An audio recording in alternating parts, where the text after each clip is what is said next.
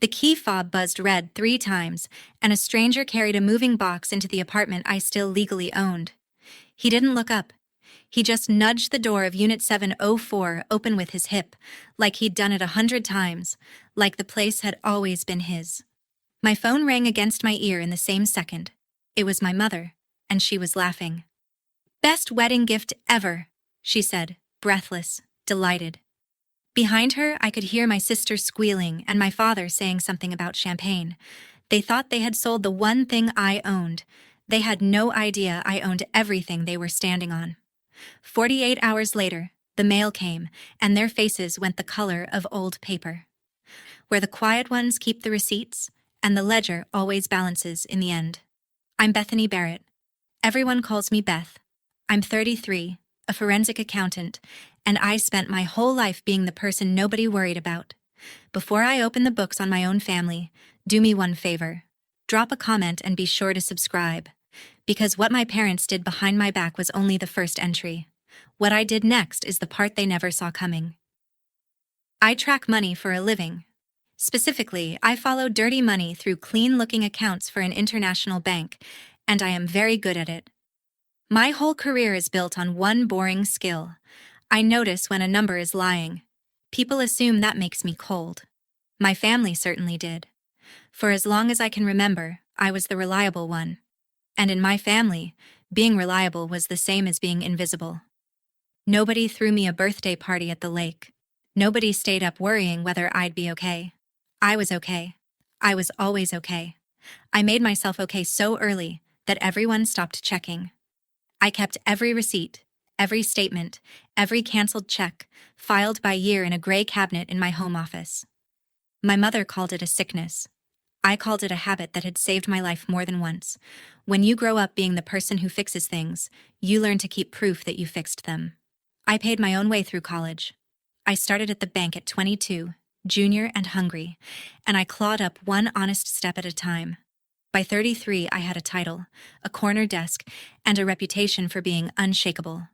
What I did not have was a family that could imagine me needing anything. That blind spot was about to cost them more than they could count. But first, I need you to understand how quietly a person can be robbed by the people who taught her to share. Let me introduce the account holders. My mother, Carol, is 61 and lives for standing. Not money, exactly. Standing. The pew she sits in at church, the women's circle she chairs, the way the room turns when she walks in wearing something new. She measures her life in the admiration of people she doesn't even like. My father, Gary, is 64, and he used to be a proud man. He ran a hardware business for 20 years until it folded 8 years ago, when I was 25. It didn't just take his savings. It took the way he stood. After that, he got quiet in a way that made everyone nervous, and my mother got loud in a way that made everyone tired. And then there's Paige, my sister, 27, the baby. The softest landing in the history of soft landings. Whatever Paige wanted, Paige got. Usually before she finished asking. Braces, a car, a study abroad semester, a fresh start every time she quit something. The family budget had exactly one rule. Paige came first and I came last, and the gap in the middle got filled by a source nobody liked to name out loud. That source was me. I didn't announce it. I didn't want a plaque. I just saw the numbers slipping, and I quietly slid myself underneath before anyone hit the ground. For years I told myself that was love. Maybe part of it was. But love and a standing order to your checking account are two different things, and I had let them blur into one. I was about to find out exactly how much I'd been carrying, and who had decided I would carry more. There's a sentence my mother has said to me my whole life, and it always arrives dressed as a compliment. I was 19, home from my first year of college, and I'd been rear-ended by a man who ran a light. My little car was totaled. I needed help covering the gap the insurance wouldn't, maybe $600, and I sat at the kitchen table and actually asked out loud for once. My mother didn't even set down her coffee. She smiled at me, warm as anything, and said, "Oh, honey, you'll figure it out. You always do." Then she turned to Paige and asked what color she wanted her new comforter. That same month, Paige got a laptop she didn't need for a class she later dropped. I got a lecture about resourcefulness. and somewhere in there, my mother said the words that would echo across the next 14 years of my life, the words she'd repeat every time she reached into my pocket without asking. You never need anything. She meant it as praise. She meant I was strong. What she was really doing was writing me out of the family's list of people who get taken care of, and writing me onto the list of people who do the taking care of. A child hears that enough times and starts to believe her own needs are an imposition, so she stops having them out loud. That was the training. That was the whole con, and it started before I could name it. By the time I understood the shape of it, I was already the invisible foundation under a house full of people who thought they'd built it themselves, and the renovation they were planning would require tearing me out completely. The one thing I bought purely for myself was Unit 704. I was 28 when I signed for it, 5 years ago, after 6 years of saving in a city where saving felt like bailing a boat with a spoon. It was a corner condo on the 7th floor with morning light and a view of the river that I never got tired of. $340,000, and every dollar of the down payment was mine, scraped up while I was quietly covering other people's lives. I remember standing in the empty living room the day I got the keys, my footsteps echoing and thinking, this is the one place they can't touch. It was worth around $420,000 now. It was the only asset I owned outright in my own name, the only thing that was fully, legally, unquestionably mine. My family knew I had it. My mother had sniffed at the neighborhood once and asked why I didn't buy something family-sized, as if I were being selfish by not purchasing a home large enough for guests I'd have to host and feed. I laughed it off. A few months before that phone call, my father had come by with a folder and a pen and a story about how I could lower my rate if I signed some refinance paperwork he'd had a friend prepare. I'm a forensic accountant. I don't sign folders that appear out of nowhere. I said no, kindly but firmly, and I thought that was the end of it. I thought a closed door was a locked door. That was the single most expensive assumption of my life, and I made it in about 4 seconds without knowing it. Here is the part I need you to hear, because I know how these stories usually go. The daughter is a fool who ignores every warning and deserves what she gets. That is not what happened. When my father came with that refinance folder, alarms went off in my head like a bank vault at midnight. I did not just say no and forget it. That night, I pulled my own credit report. I placed a fraud alert on my file. I froze my credit with all 3 bureaus. I called my mortgage servicer and asked them to flag my account and require extra verification on any change. I did the exact things I would tell a client to do. I built the wall, checked the locks, set the alarm, and I told myself, reasonably, that no one could move real property out from under a person who had done all that. I was wrong about one thing, and it's the thing that gets people like me. A credit freeze protects credit. It does not protect a deed. You cannot freeze the county land records against your own name being forged onto a piece of paper. A signature is just ink until someone with a notary stamp swears it's real, and swearing it's real is exactly what happened next. My father didn't need my consent. He needed a pen that could imitate my hand and a friend who would look the other way while stamping it. He had both. I had done everything right, and it made no difference at all, because the trap wasn't built where I'd reinforced the wall. It was built somewhere I couldn't reach. I found out where the same way I find everything. I went looking through the records myself. 3 weeks before the phone call, we had a family dinner where the whole scheme was probably already in motion, and I sat there eating pot roast and suspecting nothing. Paige was engaged to Trevor, a pleasant, forgettable man whose family had money and no strong opinions. The wedding was the only topic at the table. Not a wedding. The wedding. A lakeside country club, 300 guests, a designer gown, a live band, a champagne fountain. The whole magazine spread. My mother's eyes shone the entire meal. This was her redemption, her return to standing, the day the church circle would finally have to admit the Barretts had arrived.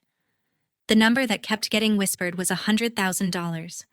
$100,000 for a family that 8 years ago couldn't cover a hardware store's back rent. I asked, as gently as I could, who was paying for all of it. My mother waved her fork. "Oh, the family will handle it," she said, and everyone nodded like that sentence meant something. Paige beamed at me across the table. You'll come, right, Beth? You can even bring a +1 if you find someone. Little jabs like that were the family's second language, and I'd stopped bleeding from them years ago. I remember thinking the math didn't work. I remember the accountant in me quietly noting that a family with no visible income for a splurge like this had to be pulling from somewhere, and I remember deciding, foolishly, that it wasn't my business. It was very much my business.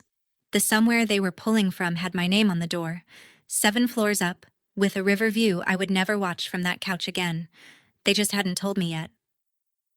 Which brings us back to the lobby, and my mother laughing in my ear. Best wedding gift ever, she sang again, and it took me a full 3 seconds to understand that she was talking about my home. Mom, I said, watching the stranger prop my door open with a box marked kitchen. There's a man moving into my condo. I know, she said, like I'd finally caught up to something wonderful. Isn't it perfect timing? Your father handled all the paperwork weeks ago. The buyer's a lovely young couple, and the money went straight to Paige's wedding, so really, sweetheart, you gave your sister the most beautiful gift, and you didn't even have to lift a finger. I stood very still. The lobby smelled like fresh paint and someone else's dinner. My whole life, I have kept my voice level while the numbers underneath went off like fireworks, and that skill has never mattered more than it did in that hallway. You sold my apartment, I said. Not a question. We sold the apartment, she corrected, breezy, as if the possessive were a technicality. It's all family money in the end, Beth. Don't make this weird. You're the strong one. You never need anything. There it was. The oldest sentence in our house, deployed as she took the last thing I owned. Somewhere in the background, my father laughed at a joke I couldn't hear. I looked up at the number above the elevator. 7. 7 floors of a life I'd built alone, being carried out in cardboard by a man who thought he'd bought it fair and square. I did not scream. I didn't even raise my voice. Okay, Mom, I said quietly. Enjoy the wedding, and do me one favor. Anything, honey. Check your mail. Then I hung up, walked out to my car, and started building the case that would take them apart. I didn't go home, because for the moment I technically didn't have one.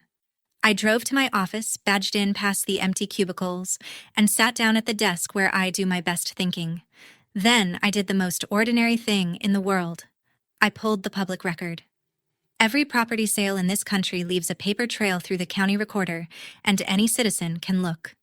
Within 20 minutes, I was staring at a freshly recorded deed transferring Unit 704 from Bethany Barrett to a couple I'd never met, dated 11 days earlier.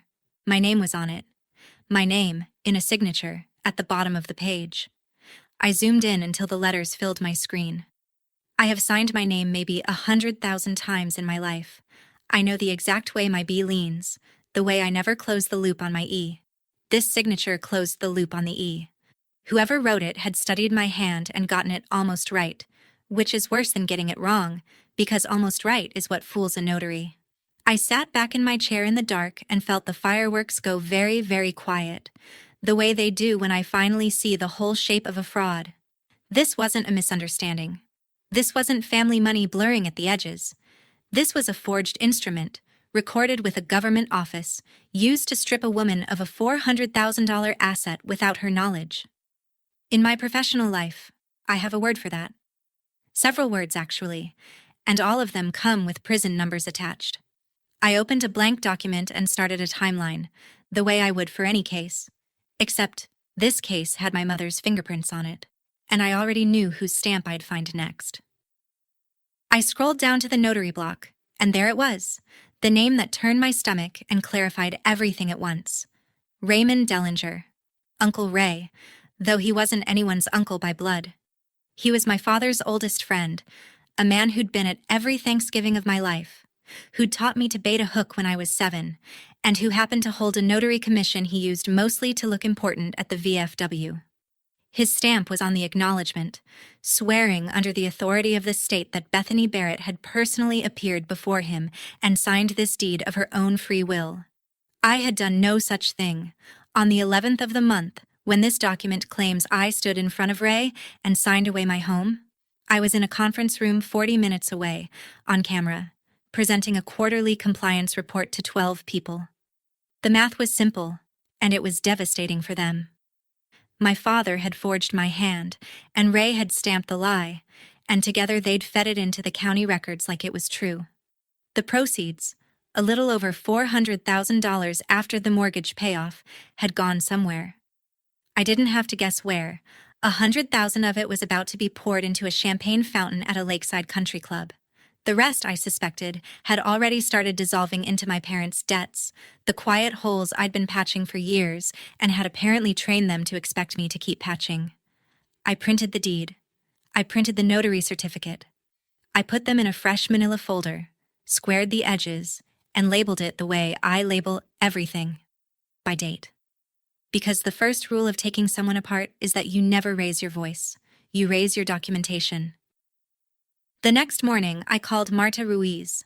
Marta is a real estate attorney I'd met years ago on a case, the kind of lawyer who reads a bad document and gets calmer instead of louder. I laid it all out for her without drama, the way I'd present findings to a regulator. The refinance folder I'd refused, the credit freeze, the recorded deed, the forged signature, Uncle Ray's stamp, my airtight alibi in a conference room. She was quiet for a moment, and then she said the sentence that changed the ground under my feet. Beth, a forged deed is void. It doesn't transfer anything. Legally, you still own that condo. You never stopped owning it. I closed my eyes. So the sale is a fraud. The buyers have a claim against whoever sold it to them, which is your parents, not you. You need 3 things, in this order. A police report for the forgery, a quiet title action to clear your name on the record, and formal notice to the title company and escrow that this transaction is fraudulent. She paused. It won't be instant. Quiet title takes weeks, sometimes months. But you will win, because you didn't sign, and we can prove it. Weeks, sometimes months. I could work with time. Time is where accountants live. What mattered was that the thing they'd stolen wasn't gone. It was frozen midair, and I was the only one who knew it. And every day my family spent celebrating was a day they were dancing on a floor that was legally still mine. I thanked Marta and hung up and looked at my calendar. The wedding was in 19 days. 19 days was more than enough time to pull the plug on a $100,000 party. I just had to do it in the right order. Following money is the one thing I do better than anyone I know, so I followed it. The buyers had wired their funds to an escrow account. Escrow had paid off my old mortgage, and the remaining proceeds had landed in a bank account my father controlled. From there, the money had already started moving. A $50,000 deposit to the country club, $12,000 to a florist, $9,000 to a bridal salon for a gown, payments to a band, a caterer, a photographer. Each one a brick in my mother's monument to herself. Every dollar of it traced straight back to the sale of my home, which meant every dollar of it was proceeds of a forged instrument. In my world, that makes the whole party what we call fruit of the poisonous tree. Once the title company understood the deed was fraudulent, they would freeze the transaction, and escrow would try to claw the money back. And the buyers, terrified of losing $400,000 on a home they might not legally own, would come apart at the seams. The wedding wasn't paid for. It was floated on a check that was about to bounce all the way back to the county recorder's office. I mapped the entire flow onto a single page, clean boxes and arrows, the kind of exhibit that makes a fraud undeniable. Then I sat there and understood something that made me almost laugh. My parents had handed me the perfect weapon. If they had simply asked me for $100,000, I probably would have found a way to say no and felt guilty about it for a year. Instead, they had committed a felony that put their entire celebration inside a bubble I could pop with 3 phone calls. But I wasn't ready to pop it. Not yet. First, I had my own accounts to close. They invited me to dinner 2 nights later, and I went, because I wanted to look at them with what I now knew. I drove out to the house on Maple Street, the house I would soon learn a great deal more about, and I sat at the same table where I'd eaten 1,000 meals.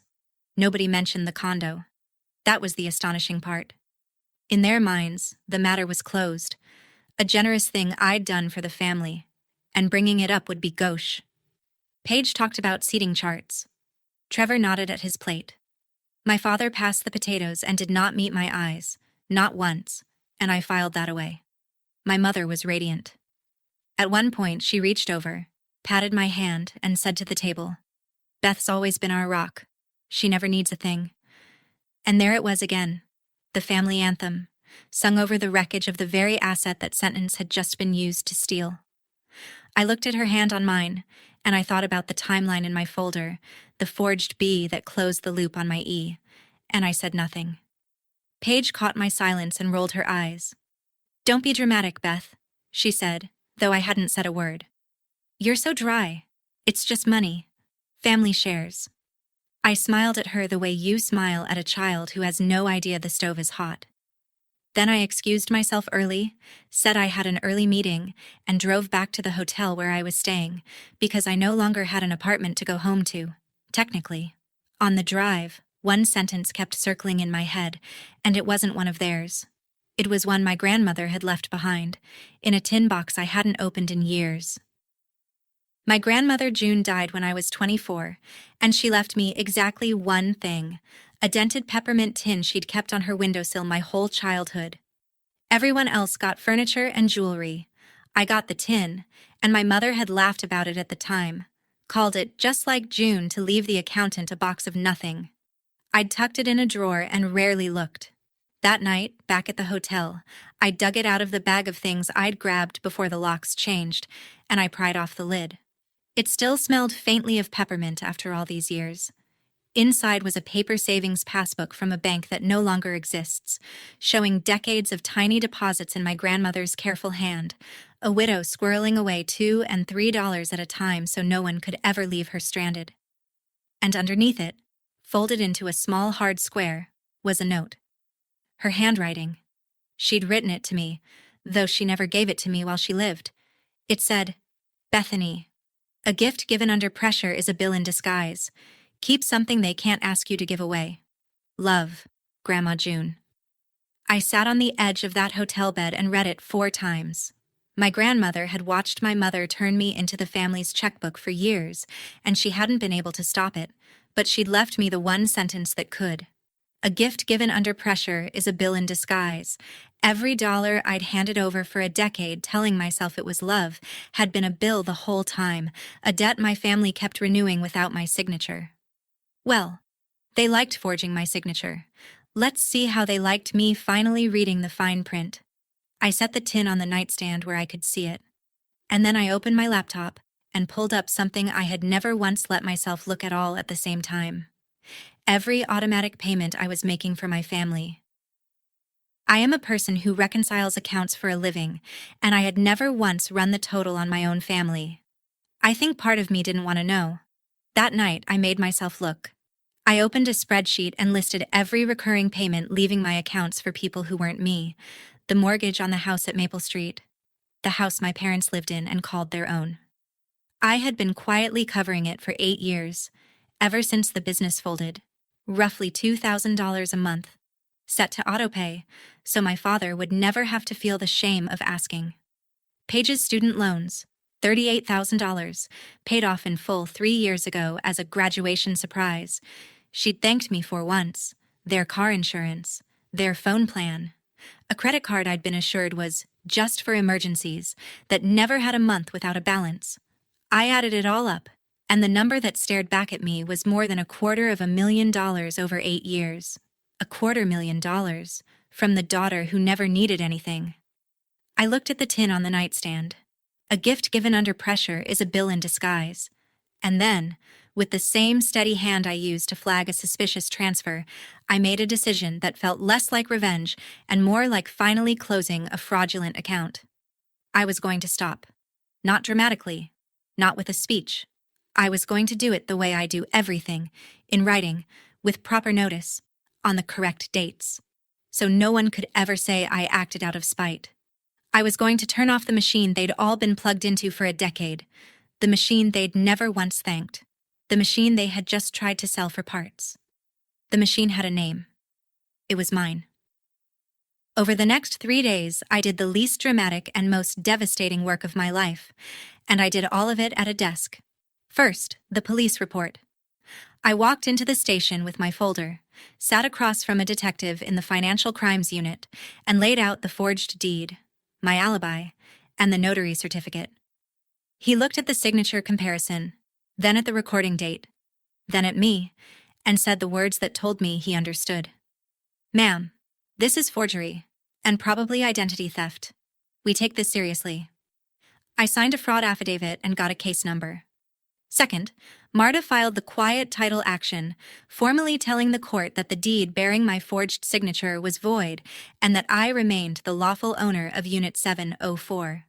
Third, she sent written notice to the title company and the escrow officer that the transaction was fraudulent, which meant the funds were now legally radioactive. And fourth, at home, I opened my banking app and canceled every automatic payment on my list, each with a clean effective date, each with a confirmation number I saved: the mortgage on Maple Street, the insurance, the phone plan, the card. I didn't hide any of it. I even drafted a short, polite letter to my parents, dated and mailed, informing them that as of the first of the month I would no longer be covering the household expenses I had been covering, and that they should make other arrangements. Cold? Maybe. But every line of it was true, and every date was real. And when this was over, no one would be able to say I'd done anything but stop volunteering. The wedding was 15 days out. I had lit a fuse under the whole thing. Now I just had to watch it reach the powder. The first crack showed up faster than I expected, and it came, fittingly, as a declined payment. 4 days after I canceled everything, the country club called my mother about the balance on the reception because a card on file had bounced. It was a card I'd been paying. Then the title company called my parents to say there was, quote, a title issue on the sale of a certain 7th-floor condo, and that funds were being held pending review. My mother did what my mother always does when reality knocks. She blamed the bank. She left me 3 voicemails, each one warmer and more worried than the last, asking if I could, "Just look into it, sweetheart. You know how these computer things get confused." The old script. Something is broken. Beth will fix it. Beth always fixes it. I listened to all 3 in the car, calm as a frozen lake. Then I called her back and kept it simple. "I saw the notices," I said. "There's nothing to fix on my end. We can sort it all out at the wedding." A silence. "At the wedding?" she said. "Beth, the wedding is supposed to be perfect." "I know," I said. "I'll be there." And I hung up before she could hear anything in my voice that wasn't ice. Because here's what I'd realized. The most honest place to let the truth come out was in front of the exact audience my mother had committed all these crimes to impress. Not out of cruelty, out of symmetry. She had built a monument to her own standing on top of a forged deed and a daughter she thought would never push back. I was simply going to let 300 witnesses watch the foundation give way, on schedule, in writing, in public. I know how this looks, like I'm about to burn my own family to the ground over money. I'm not. I'm just closing accounts I should have closed years ago, on the correct dates, with the receipts to prove it. If you've ever been the one everybody leaned on until you almost tipped over, you already understand me. Tell me in the comments, would you have kept paying?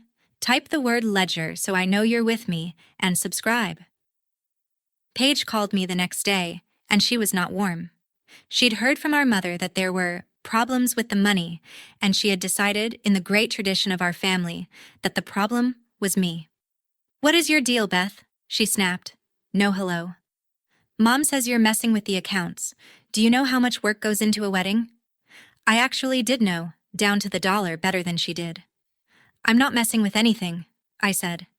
"I stopped paying for things that were mine to stop paying for." "So this is about the condo," she said, and for 1 second I thought she might actually see it. "You're jealous. You've always been jealous of me. You couldn't stand that I was getting something nice, so you're trying to ruin my wedding." There it was. The whole family worldview in one sentence.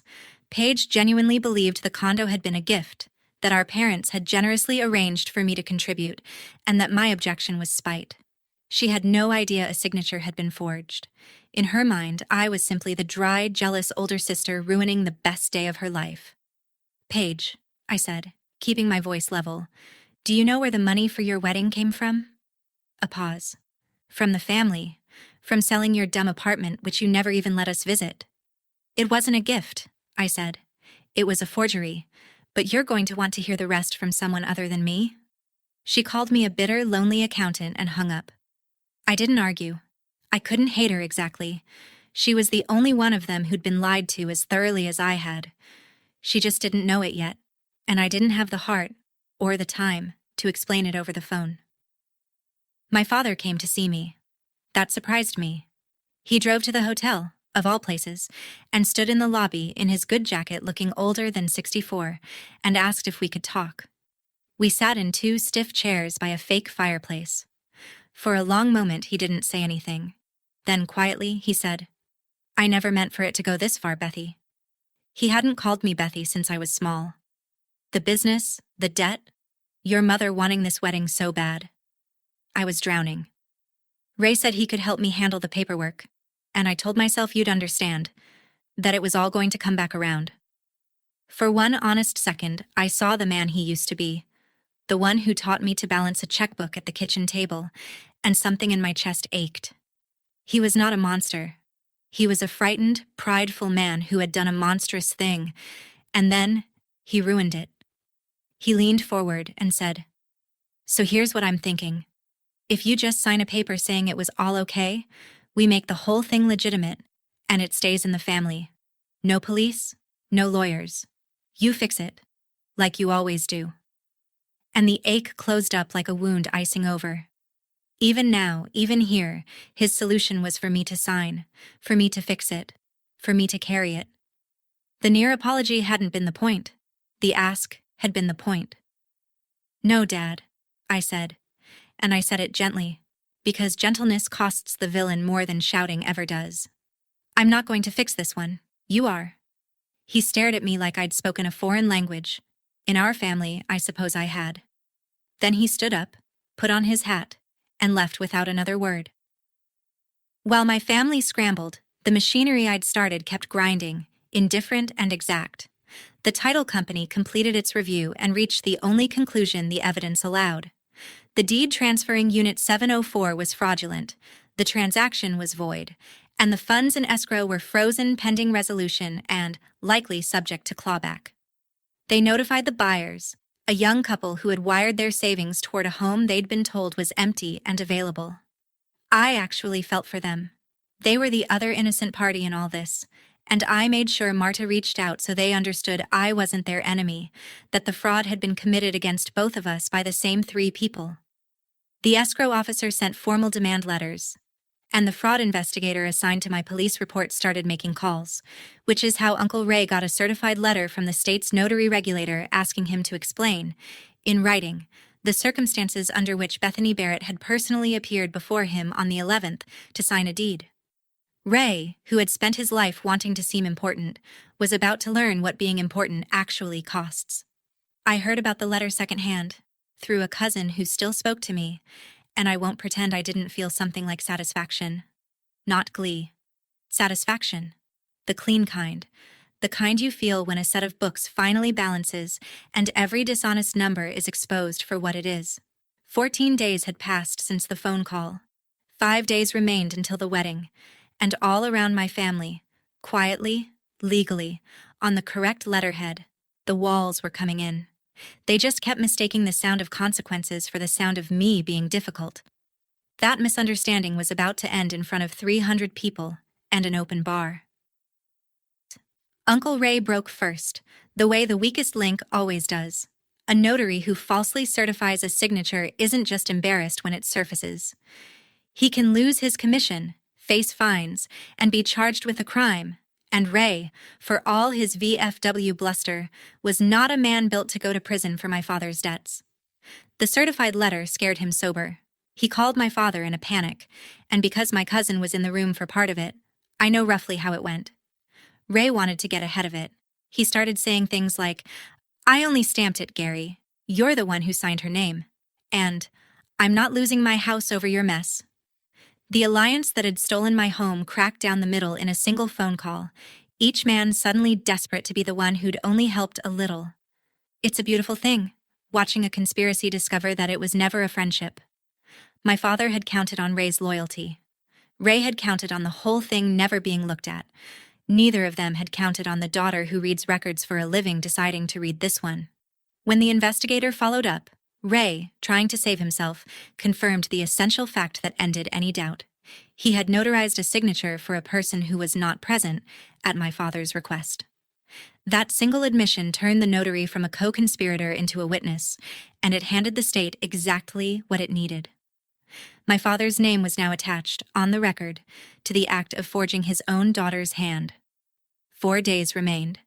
I laid out my clothes for the wedding, a simple navy dress, nothing that would upstage the bride. I wasn't going there to make a scene. I was going there to answer questions, if anyone was brave enough to ask them.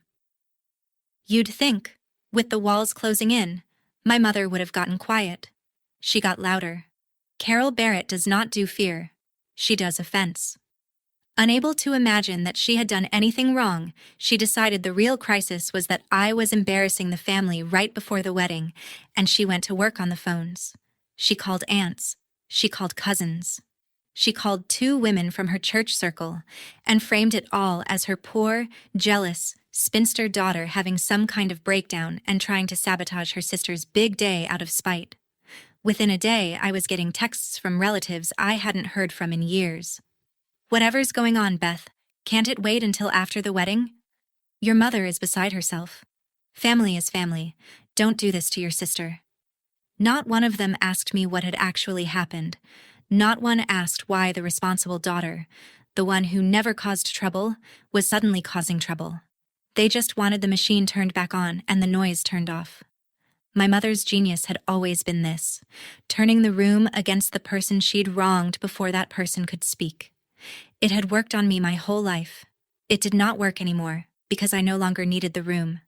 I had a case number and a court filing and a frozen escrow account, and none of them cared how beside herself Carol was. I answered every text the same way. Ask your mother to show you the deed she used to pay for the wedding. Not one of them did. They didn't want the truth. They wanted the piece of a lie, the way they always had. So I stopped explaining and started packing for a wedding that, unbeknownst to 300 guests, had already been paid for with a crime. 3 days before the wedding, a plain envelope arrived at the house on Maple Street, and it sat in my parents' mailbox unopened because they were too busy with seating charts to check the mail. I knew it was coming because I'd done the math. When I canceled the autopay on their mortgage, the first missed payment triggered a late notice, and then, because they were already behind on other things I'd stopped covering, the servicer moved faster than usual toward a notice of default. That envelope was the beginning of foreclosure on the house my parents lived in and believed they owned. Here is the part that still amazes me. They did own it, on paper. But they had not made a mortgage payment on it in 8 years, because I had. Every month, quietly, from the account of the daughter who never needed anything, the payment had gone out, and they had come to experience their own home as free, as simply theirs, as one more thing that arrived without cost, the way everything arrived without cost when Beth was handling it. They had no idea how close to the edge they'd always been standing, because I had been the ground. Now the ground was gone, and the notice was in the box, and they hadn't even looked. I thought about my grandmother's tin, about the widow saving $3 at a time so no one could ever strand her. I thought about, check your mail, the last thing I'd said to my mother on the phone, a sentence she'd surely forgotten in the whirl of florists and fittings. She would remember it soon. I did not feel triumphant. I felt strangely calm, the way you feel when a long, ugly reconciliation finally ties out to the penny. Everything was in place. All that was left was Saturday. The night before the wedding, I sat in my hotel room and organized my folder one last time, the way I prep before I testify. I am not a dramatic person. I did not plan a speech. I planned answers. On the left side of the folder, the void deed and Marta's letter confirming I was still the legal owner. In the middle, the police case number and the fraud affidavit. On the right, the escrow freeze notice and the clean one-page diagram showing the sale money flowing straight into the wedding. I didn't intend to hand any of it out like flyers. I intended to have it, in case a certain question got asked in a certain room. Marta had one piece of advice, and she gave it twice. Stay calm, Beth. You win by staying calm. The second you get loud, you become the story instead of the crime. I promised her I would. It wasn't hard to promise. Staying calm is the only setting I have. The truth is, I had already won the part that mattered. I owned my home again, or would once the court caught up to reality. The people who'd robbed me were exposing themselves faster than I ever could have. All I really had to do the next day was show up, be honest if asked, and let the consequences they'd built arrive on their own schedule. I set the grandmother's tin on the desk beside the folder and looked at the two of them together, the small dented box and the crisp manila file.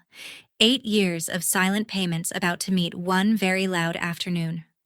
A gift given under pressure is a bill in disguise. Tomorrow, at long last, the bill was coming due, and for once in my life, it wasn't going to be addressed to me.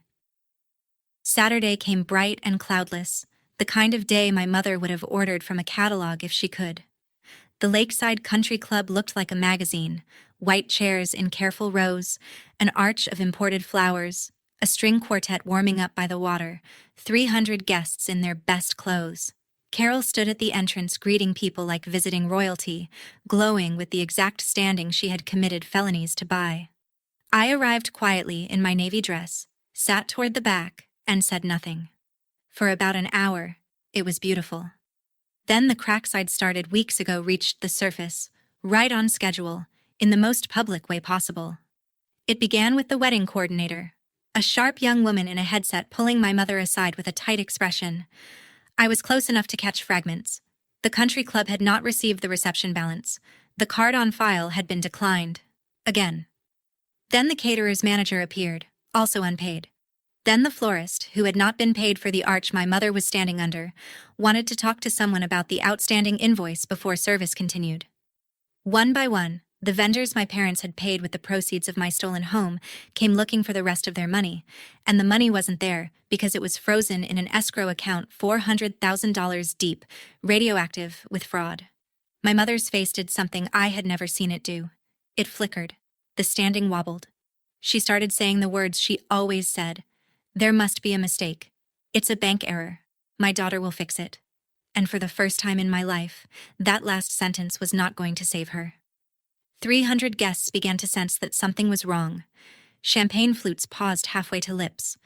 And somewhere behind me, a set of doors opened, and a man in a plain gray suit stepped in and asked, politely, for Gary Barrett. The country club's manager made a decision that sealed the afternoon.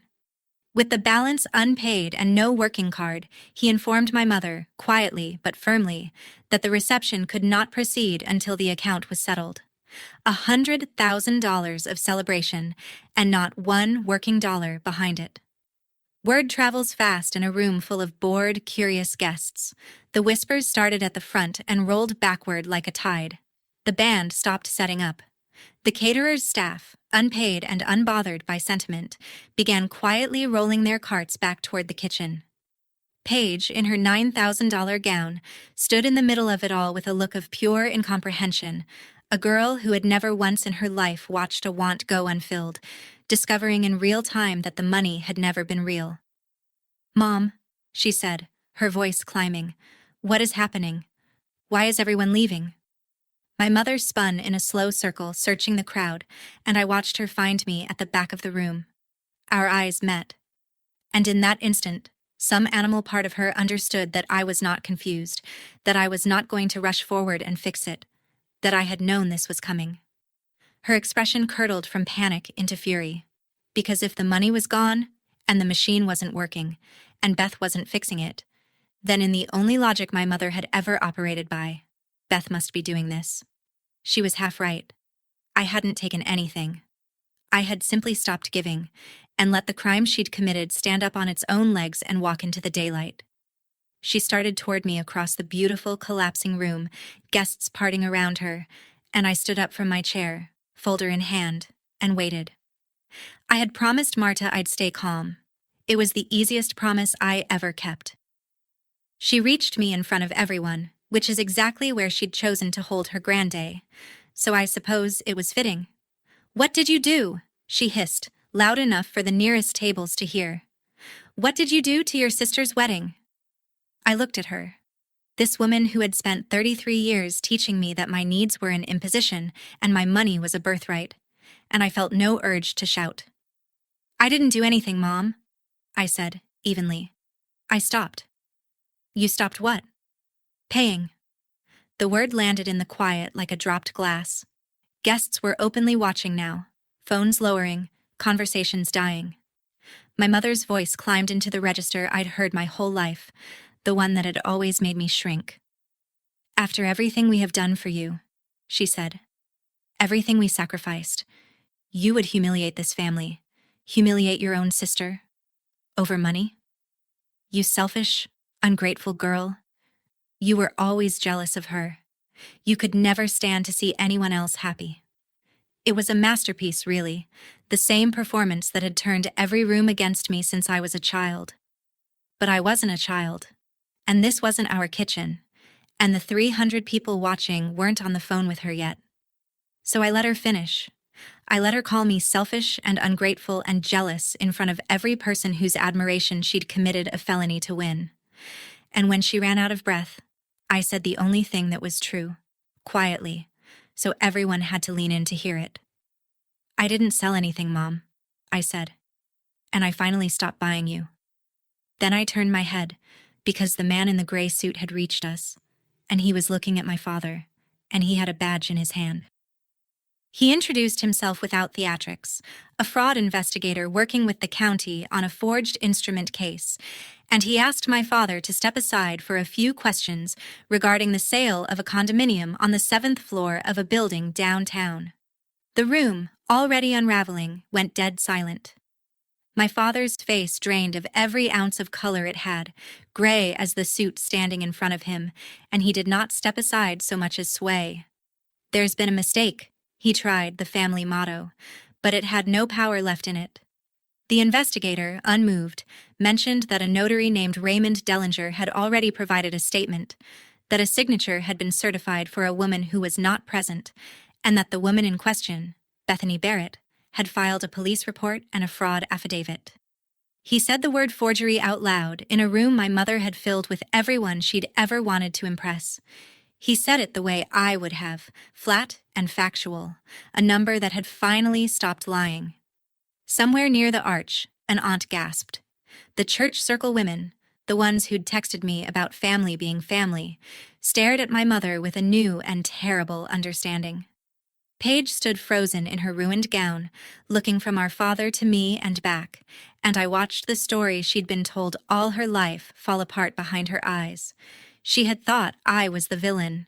She was learning, in the worst possible venue, that the money for her fairy tale had been stolen from her own sister's name. My father looked at me across the collapsing wedding, and for one last second I saw him hope I would fix it. I didn't. I opened my folder instead. My mother turned back to me, and the fury was gone now, replaced by something closer to fear, the dawning arithmetic of a woman who was finally, too late, understanding the ledger. Beth, she said, and her voice cracked. Beth, tell them it's fine. Tell them you gave it to us. Fix this, please.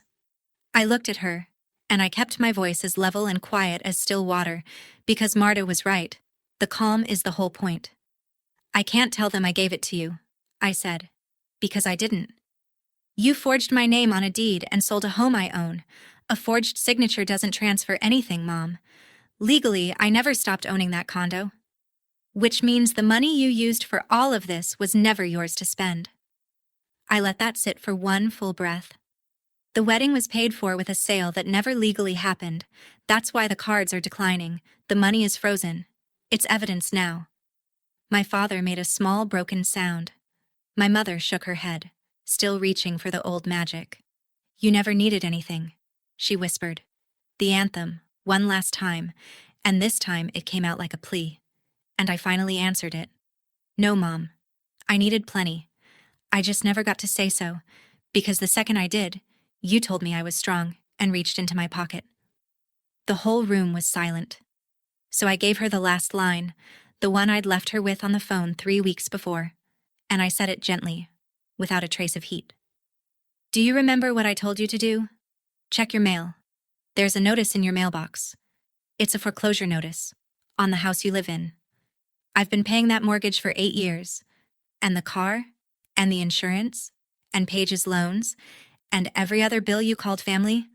I stopped. That's all I did. I stopped. My mother's legs seemed to give out, and someone caught her, and she began to scream at me, wordless and shrill, as I quietly closed my folder. I did not raise my voice. I didn't need to. The numbers were finally speaking for themselves.